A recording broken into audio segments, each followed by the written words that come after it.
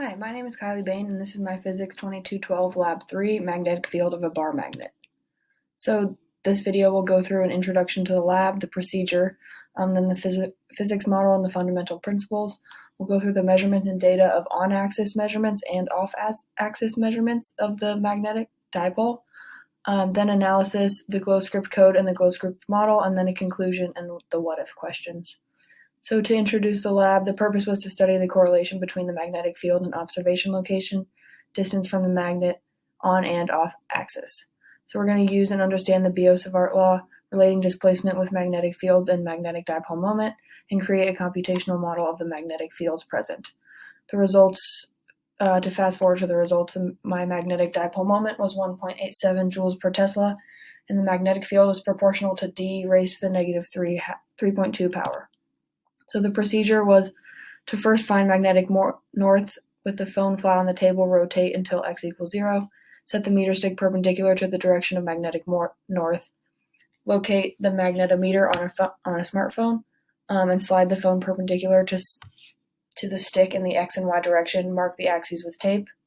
Then we move the phone back and forth along the meter stick, along the axis of the bar magnet, and at a 45-degree angle, and then record the data in a spreadsheet.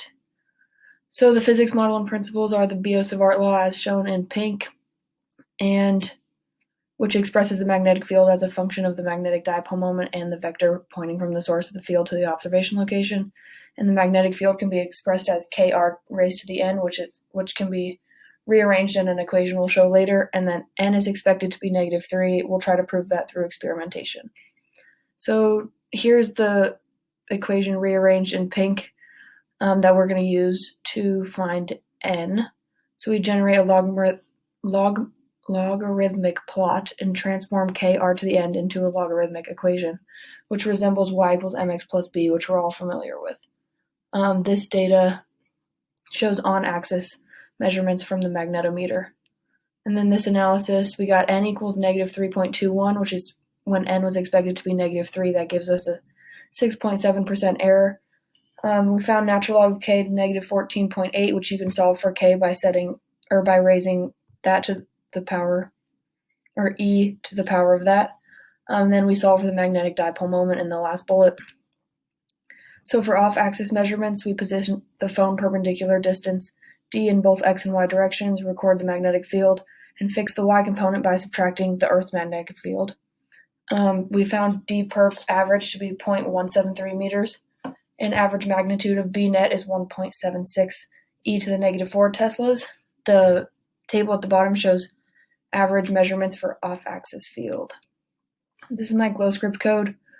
We edited in line 33 to basically create a dipole B in order to model the Biot-Savart law, and then made some vectors and arrows and functions to create the arrows in the glow script code. So here's the outcome. You can see the orange arrows are on axis, and the blue arrows are pointing the opposite direction of the magnetic field off axis. Those are all the measurements. And then to conclude, we'll go through the what-if statements. So if we've oriented our experiment to compensate for magnetic north, if we didn't do that, then the magnetometer readings would have skewed in the direction of magnetic north, and the values we solved for mu, k, and n would be slightly less accurate. And then if we stuck identical magnets together end to end and did the experiment again, magnetic north would be in the same direction, but the magnitude of the magnetic field would approximately double. That's it. Thank you for